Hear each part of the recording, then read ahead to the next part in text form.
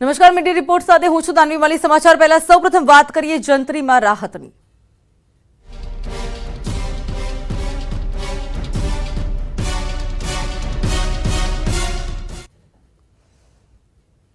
નવી જંત્રીના અમલમાં 2 મહિનાની રાહત મળી છે। નવી જંત્રીના દરના અમલની સમયમર્યાદા વધારાઈ છે। તો નવી જંત્રીનો અમલ હવે 15મી એપ્રિલથી થશે। જંત્રી વધારાનો અમલ 15મી એપ્રિલથી કરાશે। તો નવી જંત્રીના દરનો અમલ હાલ પૂરતો મોકૂફ રખાયો છે। રાજ્યની પ્રજાના હિતમાં સીએમનો મહત્વનો નિર્ણય।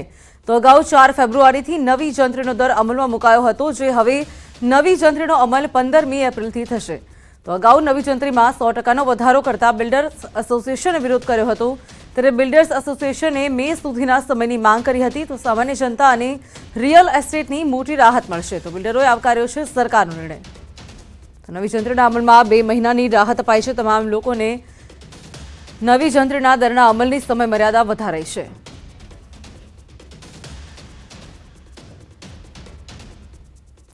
સુરતના બિલ્ડર એસોસિએશને નવી જંત્રી 15 એપ્રિલથી લાગુ કરવાના સરકારના નિર્ણયને આવકાર્યો છે। સાથે જ મુખ્યમંત્રી ભૂપેન્દ્ર પટેલનો આભાર પણ વ્યક્ત કર્યો છે। ગુજરાત સરકારે રાતોરાત 100% જંત્રી વધારી હતી, તેને લઈને રિયલ એસ્ટેટ ઉદ્યોગ પર તેની સૌથી મોટી અસર જોવા મળી હતી। ત્યારે સુરત બિલ્ડર એસોસિએશને આ બાબતે ભૂતકાળમાં રજૂઆત કરી હતી અને હાલ પણ રજૂઆત ચાલી રહી હતી। ત્યારે બિલ્ડરોની રજૂઆત રંગ લાવી છે અને આ જંત્રીનો કાયદો છે એ 15 એપ્રિલ સુધી મુલતવી કરવામાં આવ્યો છે। આપણી સાથે સુરત બિલ્ડર એસોસિએશનના આગેવાનો અને ભૂતપૂર્વ પ્રમુખ છે, આપણે સીધા વાત કરીશું। વેલજીભાઈ, જે પ્રકારે તમે કીધું હતું કે સરકાર સાથે મંત્રણા ચાલી રહી છે અને 15 એપ્રિલ સુધી જંત્રીનો કાયદો રદ કરવા અથવા તો ડિલે કરવામાં આવ્યો છે, શું કહેશો? અને 15 એપ્રિલ પછી ફરી આનું અમલીકરણ કેટલું મુશ્કેલી સર્જ છે? પહેલી એક માંગણી એ હતી કે અમને ગુજરાત દિવસ છે 1 મે પછી જ ઇમ્પ્લિમેન્ટેશન કરો અને આમાં સુધારા સાથે કરો। એટલે આંશિક અમારી માંગણી સ્વીકારી છે કે 1 મેને બદલે 15મી એપ્રિલ સુધી આને મુલતવી રાખી છે। પણ જે પ્રશ્ન તો ત્યાંનો ત્યાં જ છે કે 100% એ વખતે પણ જો કરશે તો પ્રશ્ન તો એ રહેવાનો જ છે કે આમાં વિસંગતતા બહુ છે। કોર્ટની અંદર જે રીતની જંત્રી 100% વધારે તો માર્કેટ રેટ કરતાં જંત્રી રેટ વધી જાય છે।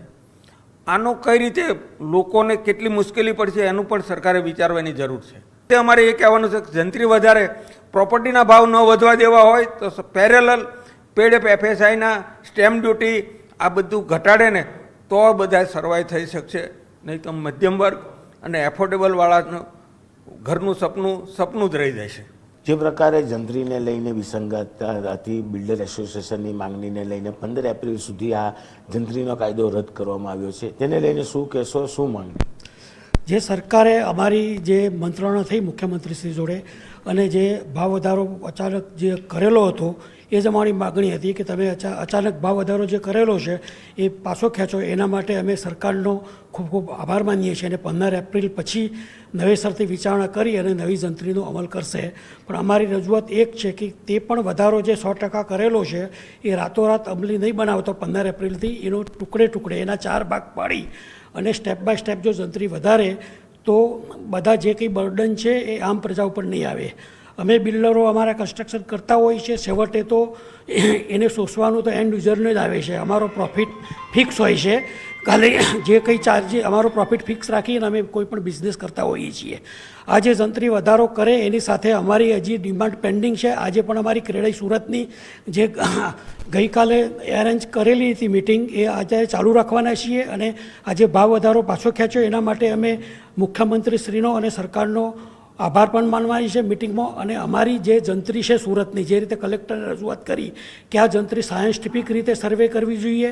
જે જંત્રી 3 વર્ષના છેલ્લા દસ્તાવેજો થયેલા હોય એની એવરેજ રોડ, મોટા રોડ, નાના road, railway, canal, HT line, આ સ્મશાન હોય તો સ્મશાન, આ બધી વસ્તુઓ ધ્યાને લઈ અને એકદમ સાયન્ટિફિક રીતે જંત્રીનો સર્વે કરી અને જંત્રીનો અમલ થાય એવી અમારી ખાસ માગણી છે।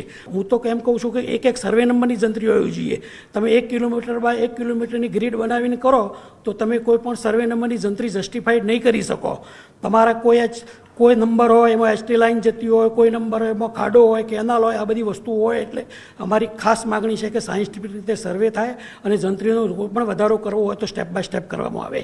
બિલકુલ, બિલ્ડર એસોસિએશનની રજૂઆત બાદ જંત્રીનો કાયદો 15 એપ્રિલ સુધી રદ કરવામાં આવ્યો છે, પણ બિલ્ડર એસોસિએશન એક જ માંગ કરી રહ્યું છે કે જે પ્રકારે જંત્રી 15 એપ્રિલ પછી પણ ફરી લાગુ કરે ત્યારે તેને સ્ટેપ બાય સ્ટેપ કરે, જેને લઈને ગ્રાહક અને બિલ્ડરો વચ્ચેની જે વિસંગતતા છે તે દૂર થાય અને ખાસ કરીને જે પ્રકારે બિલ્ડર એસોસિએશન હોય કે ગ્રાહકને જે સીધું નુકસાન થતું હોય તે નુકસાન ના થાય અને એક સામતો બોજો ના આવે. કેમેરામેન અક્ષય વાડર સાથે કીર્તેશ પટેલ, ન્યૂઝ 18 ગુજરાતી, સુરત.